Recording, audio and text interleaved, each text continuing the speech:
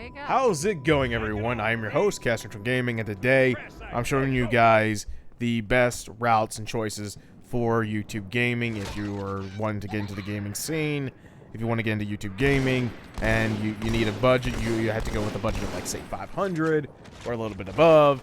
Here you go. This is gonna be this is everything for you guys. This is everything that you'll need moving forward. Okay, so what we want to find is, let's say your budget's at 500, right? You're able to spend about 500, and you need a budget of 500. You need to find everything you need for 500. Okay, so let's start off with the microphone, okay? So this is what I used to use when I first started, the MXL 990. It is a fairly cheap mic, starting at around $100. You know, you can pick it up for $99.95. It's a really good microphone. I used it for about a year before I switched over to my current mic, which is a TLM 103, and that's a 1,200 or 300 microphone. You also got the MXL 770, which I don't know the differences between these two. They're literally the exact same price. Of course, over to my right is the 5990 USB condenser microphone. I actually would not recommend buying that, because while that is significantly cheaper, it's not going to be nearly as good. This is your best choice for the price. I actually bought this mic as well, but I found that it was not as good. Also, you got a slighter cheaper 990 right here for the price of $74.95. And you also got this bundle over here for $109. I'm not a fan of this stand, so I would not recommend this bundle, to be honest. If you can afford it, I would buy what I'm using now, which is an arm clamp thing that clamps onto, to some kind of structure, and it's far much better. Oh, look at this. That looks nice. It probably won't sound very good, but it does look nice. I will admit, it does. I like the red. The red looks nice. So this is another option you have. Oh, never mind. Oh boy, it's actually more expensive than I thought. Oh, here's the arm stand right here. But yeah, okay. Oh, wait a minute. Hold on. This is actually the perfect bundle for you guys. If you need a good mic and an arm stand and an XLR cable and a pop filter, here you go. Here you go right here for $89.95. That's a great bundle. That is an amazing bundle. If you have a friend and you're willing to spend an extra $100, you could also buy this right here. But I don't see why you would do that unless you're trying to start up a gaming channel between you and your friend, and you're actually using great quality microphones. Then I would recommend that. As a matter of fact, I would do that myself if I had people to work with, but I don't. Okay, let's move on to another mic. Let's try mics. Whoops, hold on. Let's try mics for $100 and see what we get. So, like I said, MXL 990, an amazing mic. Okay, it's really good. I hear the AT 2020 is good as well. It's around the same price. I still would recommend the MXL 990, but you know, if you want to go with something else, then go for something else if you like. I think Achievement Hunter used to use these particular mics, or maybe they still do. I'm not quite sure. This $32 microphone, it looks like a really cheap Blue Yeti microphone. It's cheap, and it's USB, and it's going to sound awful. Don't buy it. Anything USB is going to sound bad. Any USB microphone is going to be really bad, and that's going to be horrendous. If you really want to take a chance at this, buy the V67. I wouldn't recommend it. It doesn't sound as good as the MXL 990. For me, it sounds less bassy, less powerful. It kind of sounds more hollow compared to the MXL. So I would recommend the 990 or the 770. I don't even know which one's different. I don't know, if there's any difference at all between the two. They're the same price. It's up to you. The 990 is really good. I trust it with a passion. I'm curious about the 770. I might buy it one time. You know what, guys? I'll actually buy the 770 and make a review on it. So, we've talked about microphones. What about what you need with the microphone? And that's very important. Alright, so the other thing you need is a interface. Okay, here we go. So we got a USB audio interface, 2-in-2, 48V phantom power, XLR. It's at 109. It's kind of like the Scarlett 2-in-2, like a knockoff version of it. Kind of looks like. It probably isn't. It's probably just your basic amplifier. You know what? I'm sure it's fine, because all you're gonna need is power. That's all you need. So you pay that. There you go. I don't know if this is legitimate. Like, I don't know if this is a great choice. I don't know if this is good. I have no idea. I wouldn't be able to tell you. I can tell you, however, that okay. So here's one for 124. I can tell you that this is a good choice. Why? Because the Scarlett is a interface that I use every day for video recordings. It works. It works perfectly fine. I recommend this. Now, if you're willing to spend $20 less or $10 less or whatever, then you can go ahead and buy this if you want to buy this. But I would recommend paying $124 for this, to be honest. But let's say you want to go cheaper, okay? Let's say you want to go in the 50s. So let's go with interface about $25 to $50 and see what we get. Okay, so we got this audio interface right here for $69. We got one for $45. We got one for $40. We got another one for $30, for $23, for $25, for $40, $39, $49. Oh wait, that's a whole bundle of nonsense. So maybe not buy that. All right, so let's just check out the reviews on this thing, because this is looking like to be probably the best choice for a budget below what I chose for what you could use. So we got a 5-star review here. We got 5 stars here. There's 2 stars. Besides that one bad review, though. Okay, there's 1 star right here. And there's another one there. And 2 stars here. Okay, well, I'm not sure if I recommend that. There's 3 bad reviews, so that's a little nervous for me to recommend. And it might be nervous for you to even think about buying. So maybe pay the Scarlett, for like $120.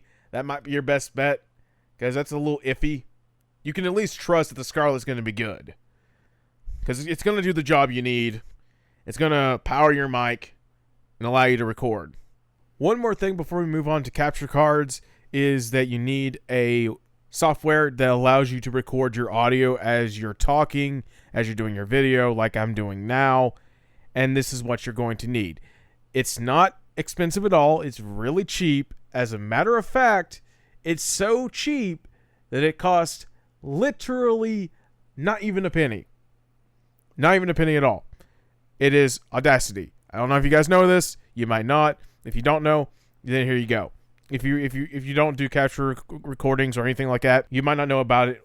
Before I even started doing any recordings and stuff like that, I didn't even know anything about it. I actually used my capture device for a lot of my recordings, and so after I discovered Audacity, I started using Audacity because it allowed me to be able to control my actual audio versus my gameplay audio and my friend's audio, and it allowed to keep a proper balance and proper leveling with the audio perfectly in sync. And if I ever needed to adjust my audio for whatever reason, maybe the audio is out of sync, or if I need to adjust my audio to not make it so confusing, because let's say I'm talking and then my friend's talking on top of me and it's kind of disorienting, then I can just separate our audios and it's a little bit off, but you still understand what's happening, you still understand what's being said, and chances are you're not even going to know that even happened. You're just experiencing it and you're understanding everything, and it's a smooth experience. So anyways, guys, I recommend Audacity. It's cheap, it's free, it's literally free. It works perfectly. I use it with every single recording I ever do. It's amazing. So I recommend that. So the other thing you're going to need, and this is the most obvious thing, unless you have a gaming PC. If you have a gaming PC, then all you need is this OBS program right here that I'm using right now to record the screen. It's free. You literally don't have to pay a cent for it. However, for gaming on a console and recording yourself playing, you need this. They also carry mics, cameras, and lining a bunch of other stuff. But we're not focused on that right now. We're focused on capture cards. So we have multiple choices here to choose from.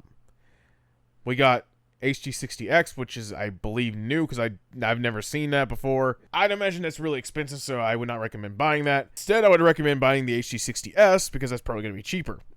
So let's check it out. Check the price. All right, so you're going to be paying $180 for this. That's pretty good pricing, to be honest. I think I pay like almost like $250 for my HD60 that I own right now, and I'm way due for an upgrade. So you guys are going to be a little bit better off than me back when I got started. Let's say you're interested in the HD60X, okay? Okay, so it's $200, so that's not even bad. $30 or $40 more than the one before. Okay, variable refresh rate, 4K 60 HDR10 pass-through. What this means, I assume, is it doesn't actually mean to be able to to record footage in 4K, but instead allow you to be able to play games in 4K 60 without having to downgrade to 1080p just to record, like I have to. Mine does 1080p 60 FPS, but it doesn't do HDR. Okay, let's say you wanted to go further. Let's say you wanted to go into the 4K range. All right, let's see how much that costs. That will cost you $400. I don't think you want to do that. I don't think you do. Especially if you're on a budget of $500. That's almost your entire budget right there. So I highly recommend the HD60S or the HD60X. Now, I will say that the mics, I would not recommend getting. Like, maybe I could see recommending the pop filters and the arms, the mic arms, if they will be compatible with other mics you buy. But I would not recommend the mic, like the Wave 1 or the Wave 3, which, where's the Wave 2? You got 1 and 3, but there's no 2 in between. Anyways, I would not recommend it because, again, it's USB powered, and it just doesn't work. It's not as good. The major issue that I've found with USB microphones is the fact that you have this buzzing sound that's constantly there, and you can't get rid of it. But with the XLR-powered microphones, they don't have that, so you don't have that problem. At least in my experience, that's been the case. Also, USB microphones don't sound nearly as clear and as good as XLR cable mics, so that's why I recommend it. My $100 MXL 990 condenser microphone sounds infinitely times better than my Blue Yeti microphone that I spent like $250 on. It just sounds so much better, so that's why I recommend XLR-powered mics over the USB mics. Alright, so if you guys buy the XLR cable microphone, which would be the MXL 990 or the Adica 2020, and you buy, of course, the Elgato capture card, as well as the interface, you're looking at $410. Now, you're going to also need a editing program, as well as Photoshop, for your thumbnails and for your editing of your videos. Okay, so I'm going to give you guys the total right here. So this is the total. And another thing too is if you guys need the Photoshop or Premiere, you need to edit your videos right off the bat. Like, you want to get right into it, but you just don't have enough money. Like, let's say your budget's $500. You're able to get everything on the list except for Adobe Premiere and Adobe Photoshop, but you need those two, and you don't want to wait a month because you need a month to recoup your money, but you just don't want to wait. Then what you can do is you can spend $60, $30 for each, on the Photoshop and Premiere, and it would allow you to have both of those for far cheaper than what it would be to pay for the Elements versions. Which, again, I recommend the Elements versions because you get to keep it, but this is a good alternative for the first month if you need to recoup your money.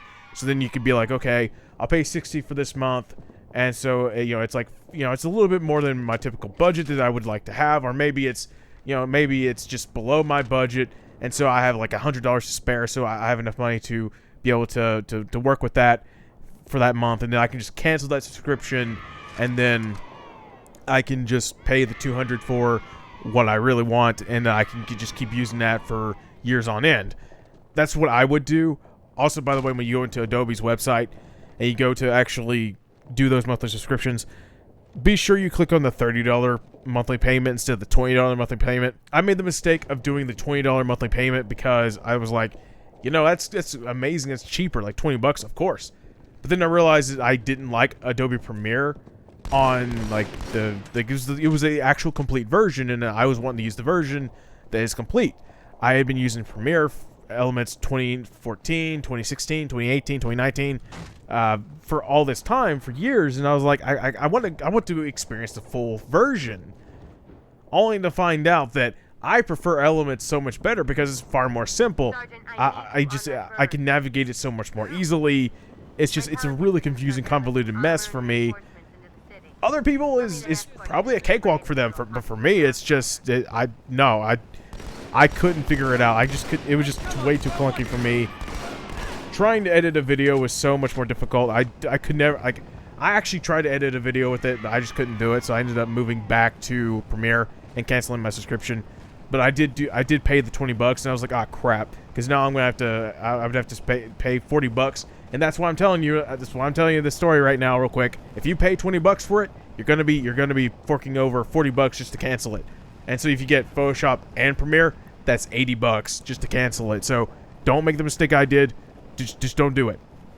And if you do make the mistake, at least find a way. If you don't want to spend the 80 bucks to cancel it, try to find other programs that you can switch over for the same price that you actually will use, like maybe websites or logo designs or something. Just something that you might find interesting, that you might actually find use for, other than Premiere, which you probably wouldn't find use for once you pay 200 bucks for both Photoshop and Premiere, and you keep it forever. Well, that's it for this video, everybody. I hope this was a very helpful video for you guys who are trying to get into YouTube gaming. I try my best to do it. This is my first time making a video like this. I've seen videos like this in the past, and it was always like really crappy quality, audio-wise and things like that. And it felt like they just didn't really show you a whole lot. It's like, oh, hey, you know, you need this or you need that. It's like, it doesn't really, you know, just, there's not a whole lot of information. There's not a whole lot of, you know, variety and stuff like that. So I try to give you the best variety that I could find and show you guys. There is other microphones that I could show you, and this video is a little bit too long because the main focus wasn't the variety as much as it was what there was to choose from for the cheap price of your budget that I know is good. So I gave you two options for, you know, $100, good quality microphone. I showed you a couple of interfaces where, you know, they might be pretty good. And of course I showed you a couple of different capture cards. Now I would not recommend choosing any other capture cards, so I will say that right off. I didn't show you any other capture cards because I don't trust them. I don't trust them at all. I just trust Elgato. I would not trust any other capture cards. Now, if you can find a capture card for cheaper and you trust it, go for it. Like, go for it, you know. If you find one cheaper, then go for it. But I wouldn't recommend it. I just wouldn't. Now, if you might get lucky, and it might be really good and a good choice, but I would not recommend it. I wouldn't trust it.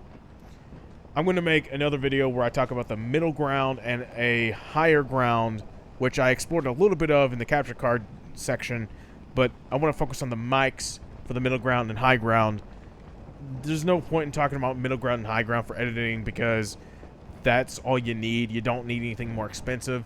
The only thing I can think of that might be more expensive than Photoshop is maybe Sony Vegas, and I don't even know anyone that actually would use that nowadays. Like, I remember AMVs, Dragon Ball's AMVs I used to listen to and watch and just want to make myself. I actually made a few back in the day, a long time ago. I don't even have that channel anymore that I made those particular AMVs on. It was fun. It was fun. But yeah, you know, just Sony Vegas was used for a lot of those AMVs, and ever since I've never heard anyone use it. Sony Vegas is just a relic of the past. Much like a bunch of other stuff that we used to utilize, like, you know, like MySpace. You know, you had Facebook, MySpace. You had MySpace, doesn't really exist anymore. Like, people just kind of forgot about it. No one uses it anymore.